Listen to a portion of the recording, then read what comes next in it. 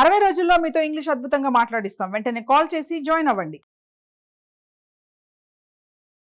Hi hello నమస్తే, welcome to Suman TV. ప్రస్తుతం మనతో పాటు ఉన్నారు డాక్టర్ మధురిమారెడ్డి గారు, సైకాలజిస్ట్ అండ్ లైఫ్ కోచ్. మేడంతో మాట్లాడదాం. నమస్తే మ్యామ్. నమస్తే నవీన గారు. మ్యామ్, మ్యారేజ్కి ముందు సెక్స్ మనం వింటూనే ఉంటాం కదా. ఈ మధ్య కాలంలో అది ఒక ట్రెండ్ అయిపోయింది. అంటే పెళ్ళి అయ్యాక తెలుసుకునేది, పెళ్ళికి ముందే ఎందుకు తెలుసుకోకూడదు అని. అంటే అసలు మ్యారేజ్కి ముందు సెక్స్ అంటే మీరు ఏం చెప్తారు అసలు? అంటే ఇది అఫ్ కోర్స్ డెఫినెట్లీ పర్సనలైజ్డ్ అమ్మా. ఇది డెఫినెట్లీ ఇప్పుడు చాలా మంది క్లయింట్స్ డిఫరెంట్ టైప్స్ ఉంటారు. నేను చెప్పాను కదా, ఇంట్రోవర్టిక్ ఉంటారు, ఎక్స్ట్రోవర్టిక్ ఉంటారు. దీంట్లో ఇది డెఫినెట్లీ పర్సనలైజ్డ్ అని చెప్పొచ్చు. ఇది ఒక్కొక్కరి సొంత అభిప్రాయం. ఇప్పుడు ఉండే దాంట్లో అయితే కాలంలో అందరికీ సొంత అభిప్రాయం. ఇప్పుడు వాళ్ళ ఓన్ ఇది. దానివల్ల కూడా కొంతమందికి మెంటల్ డిజార్డర్ కూడా అయింది. మెంటల్ హెల్త్ కూడా అది కూడా ఒక కారణం అవుతుంది. పెళ్ళికి ముందు సెక్స్ అంటే ఒకప్పుడు ఏమవుతుందంటే 20 years అండ్ 22లో అండ్ 26 మ్యాక్సిమం 25లో మ్యారేజ్ చేసుకునే వాళ్ళు అందరూ. అప్పుడు ఏమయ్యేది అంటే అందరూ చిన్నప్పటి నుంచి అమ్మ నాన్న చెప్పేవాళ్ళు. ఇంట్లో కూడా ఫ్యామిలీ బాండింగ్ చాలా బాగుంది, స్ట్రాంగ్ ఉండేది. ఒకప్పుడు ఫ్యామిలీ బాండింగ్ ఉండేది, పేరెంట్స్ అందరు కలిసిమెలిసి ఉండేవాళ్ళు. అప్పుడు ఒక్కరే కూతురు ఒకడే కొడుకులాగా ఉండేది కదా చాలా కాలం అప్పుడు. సో బ్రదర్స్ సిస్టర్స్ అందరు కలిసి మీద ఎక్కువ టైం ఇచ్చేవాళ్ళు. Every day head of the family, అమ్మ నాన్న బ్రదర్స్ సిస్టర్స్ అందరూ కలిసి పెరిగేవాళ్ళు, కలిసి మాట్లాడుకునేవాళ్ళు ఎవ్రీడే. ఇప్పుడు అలా ఉండదు. ఇప్పుడు ఎడ్యుకేషన్ వల్లన్నా కావచ్చు, బయట ఉంటున్నారు, హాస్టల్లో ఉంటున్నారు, తక్కువ టైం అవుతుంది ఇంటరాక్షన్ అందరితో. సో దానివల్ల కూడా అందరికీ ఒక లోన్లీనెస్ ఉంటుంది, ఒక ఇన్కంప్లీట్నెస్ ఉండి కంప్లీట్నెస్ ఉండట్లేదు. అందుకే ఏంటంటే ప్రతి ఒక్కరు మెయిల్ అండ్ ఫీమేల్ ఆపోజిట్ సెక్స్తో కనెక్ట్ అవుతున్నారు బయట. సో వాళ్ళు పెరిగే వాతావరణంలో కానీ, చదువుకునే దగ్గర కానీ అట్లా ఆపోజిట్ సెక్స్తో కనెక్ట్ అవుతున్నారు. సో అది ఏమవుతుందంటే కొంతమంది ఇంట్రోవర్టిక్ అనుకోండి, ఇప్పుడు నేను ఇంట్రోవర్టిక్ ఎక్స్ట్రోవర్టిక్ చెప్తున్నాను. ఇంట్రోవర్టిక్ ఒకవేళ అయితే వాళ్ళు ఆపోజిట్ సెక్స్తో, ఇప్పుడు లాంగ్ ఉంటుంది ఎడ్యుకేషన్, ఇప్పుడు గ్రాడ్యుయేషన్ తర్వాత మాస్టర్స్ అనుకోండి. ఇప్పుడు అఫ్కోర్స్ ఇంటర్ నుంచే కనెక్ట్ అవుతున్నారు, boy friend girls friend inter నుంచే ఉంటున్నారు అందరికీ. సో అది పర్సనలైజ్డ్. ఒకవేళ మెచ్యూరిటీతో వాళ్ళు, ఒకవేళ లవ్ అండ్ నిజంగానే వాళ్ళు లవ్ రొమాన్స్ వాళ్ళకి అర్థమయ్యే మెచ్యూరిటీతో అయితే, when they are committed and having sex అనుకోండి మెచ్యూరిటీతో, and they are committed and they wanted to marry, అలాంటివన్నీ నేను కమిటెడ్ అయ్యి రిలేషన్షిప్తో నేను ఐఎమ్ గెట్టింగ్ ఫిజికల్ అనుకోండి, వాళ్ళు దే హ్యావ్ ద కమిట్మెంట్.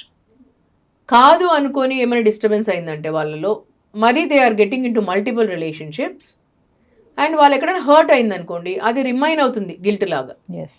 ఇప్పుడు అమ్మాయి ఒకవేళ సెన్సిటివ్ అయిందనుకోండి, అండ్ అది ఒక రిలేషన్షిప్ ఎండ్ స్మూత్గా కాదు, సమ్ ఆర్గ్యుమెంట్స్తో, సమ్ డిస్టర్బెన్సెస్తో, అబ్బాయి అన్న అనొచ్చు, అమ్మాయి అన్న కావచ్చు. ఈవెన్ అబ్బాయి కూడా చాలా ఎమోషనల్ ఉంటారు, అబ్బాయి కూడా సెన్సిటివ్ ఉంటారు. ఐఎమ్ నాట్ టెల్లింగ్ దట్ అమ్మాయిలు సెన్సిటివ్ ఉంటారని. అబ్బాయిలు కూడా ఈక్వలీ ఎమోషనల్ ఉంటారు, ఈక్వలీ సెన్సిటివ్ ఉంటారు. ఒక్కొక్కసారి అమ్మాయిలు అంటారు, నేను సెక్షువలీ కంపాటబిలిటీ లేదు నీతో, I'm not happy with you అని. అది అబ్బాయిలలో చాలా ఎమోషనలీ డిస్టర్బెన్స్ చేస్తుంది. ఇంకొకరితో మళ్ళీ అబ్బాయి పెళ్ళి అయిన తర్వాత హ్యాపీగా ఉండలేడు. ఈ పెళ్ళికి ముందు ఇలాంటి రిలేషన్షిప్స్ దేనికి వెళ్తున్నాయంటే, పెళ్లి తర్వాత ఇప్పుడు కనెక్ట్ కావడం లేదని మనం డిస్కస్ చేసాం కదా. పెళ్లి తర్వాత ఇన్ కేస్ ఎవరితోనన్నా వాళ్ళతో కనెక్ట్ కావటం లేదు అని అంటే, పెళ్లికి ముందు, ఎందుకంటే మేము డీపర్ అండర్స్టాండింగ్ దీంట్లో వెళ్ళినప్పుడు కౌన్సిలింగ్లో వాళ్ళు మాతో ఎక్స్ప్రెస్ చేసుకుంటారు కొన్నిసార్లు.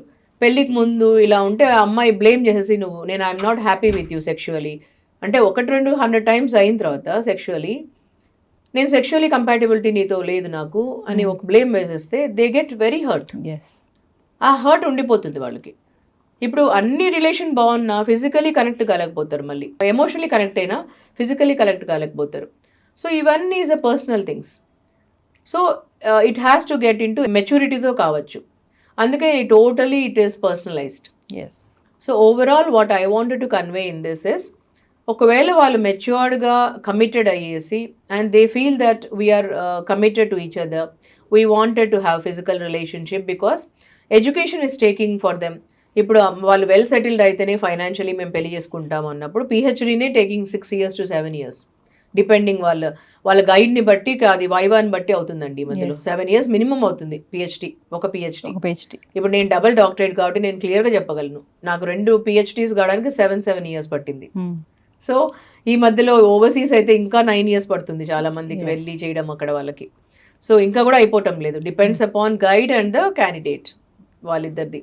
సో అందుకోసం ఇన్ని ఇయర్స్ పడుతుంది. కాబట్టి ఒకవేళ వాళ్ళ ఫిజికల్ రిలేషన్షిప్ ఉండి వాళ్ళు కమిటెడ్ ఉన్నప్పుడు they can definitely mature relationship ఉన్నప్పుడు they are committed to each other, financially మంచిగా ఉన్నప్పుడు పెళ్లి చేసుకుందాం కమిటెడ్ ఉన్నామంటే దే కెన్, అది వాళ్ళ దీని opinion. Yes and otherwise they should move on with, if అట్లా ఏమన్నా అయినప్పుడు when they are moving on, ఆ గిల్ట్తో ఉండకూడదు. అండ్ అది వాళ్ళ వాళ్ళ పర్సనాలిటీని బట్టి ఉంటుంది. ఎస్ ఆ గిల్ట్తో లేకుండా మూవ్ ఆన్ కావాలి.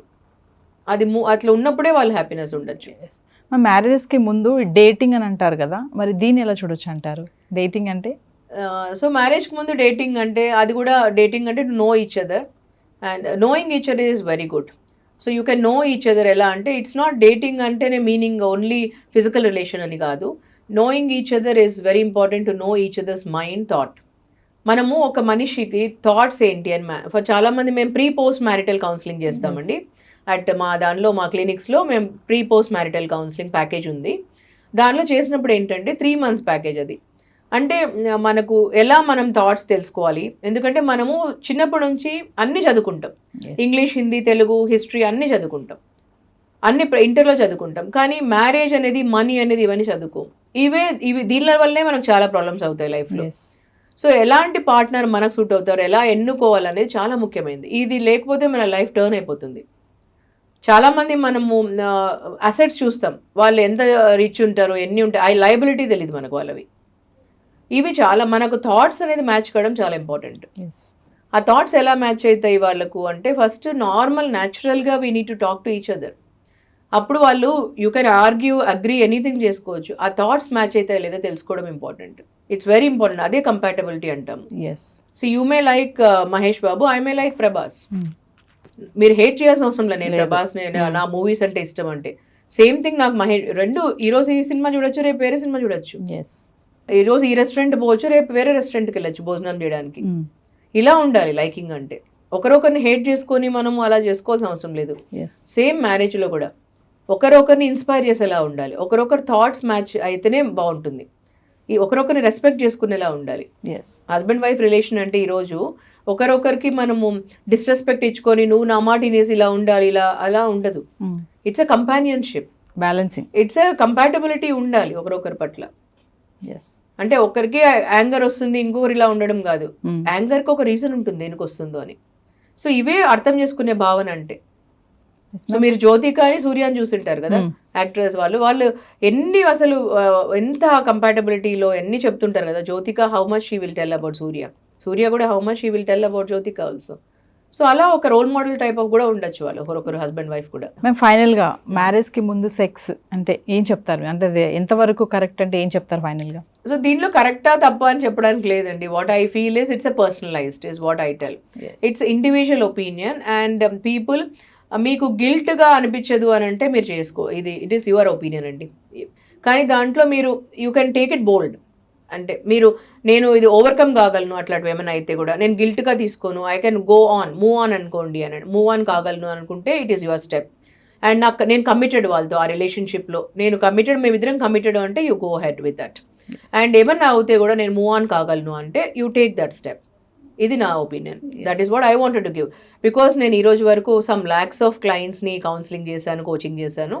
సో వేరియస్ టైప్స్ ఉన్నారండి. కొంతమంది మూవ్ ఆన్ కాలేక అక్కడే స్టక్ అయ్యి దానిలో మెంటల్ డిసార్డర్తో బాధపడిన వాళ్ళు ఉన్నారు, men and women both. Emotionally stuck అయ్యి వాళ్ళు ముందరికి వెళ్ళలేక బాధపడిన వాళ్ళు ఉన్నారు. అందుకని it's a personal choice, it's a personal opinion. So is what I feel. Thank you. Thank you so much Naveena గారు.